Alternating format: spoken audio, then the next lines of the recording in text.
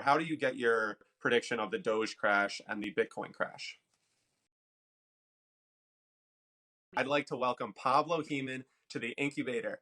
He is a prestigious crypto and TikTok creator, and he has had a meteoric rise to over 600,000 TikTok followers. Who is Pablo, and how did you get to this interview today? So I got into this large investment bank at age 18, just in the back office, working the mailroom.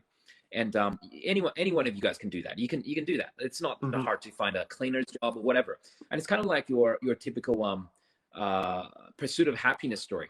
I got in there and there was no Asians in there whatsoever. I mean, this was 15 years ago. There was no Asians whatsoever, especially on the trading floor. Like it wasn't offices. If you look at the trading floor in the old days, it was just like vast open spaces, people yelling, saying, I take the bid at 250, right? And I actually won the scholarship of the investment bank I was working at the university I was at. What I was doing was working during daytime and just going to nighttime classes and self-studying. So I went to the head of trading, all the trading desks you had. I'm a pretty smart guy. Why don't you hire me to be on your trading desk? And that was unheard of because they would never hire 18-year-old.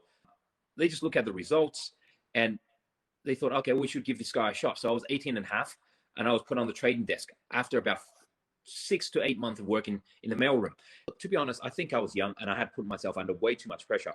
I was basically, imagine doing investment banking from 6 to 6 p.m., like a 12-hour day, and then go to university from 6 to 9 p.m. And then on the weekend, you got to keep up you got to have a life as well. So on the Friday and Saturdays, I was drinking a lot, going out to parties, trying to pick up chicks, What is when Pablo, what's the drink of choice, and what's your go-to move when you're trying to go talk to a girl at the bar? It was in my early 20s, so I think my drink of choice has improved.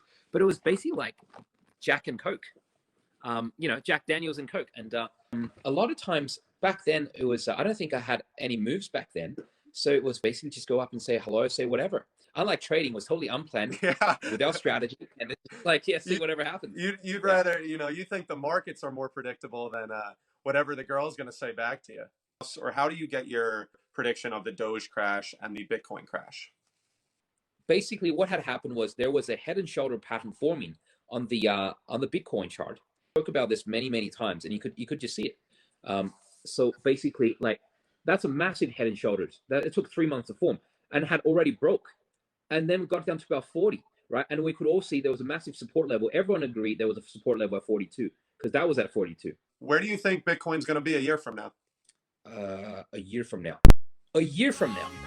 Well, I got thoughts that circle all around my head, and no one knows I'm thinking.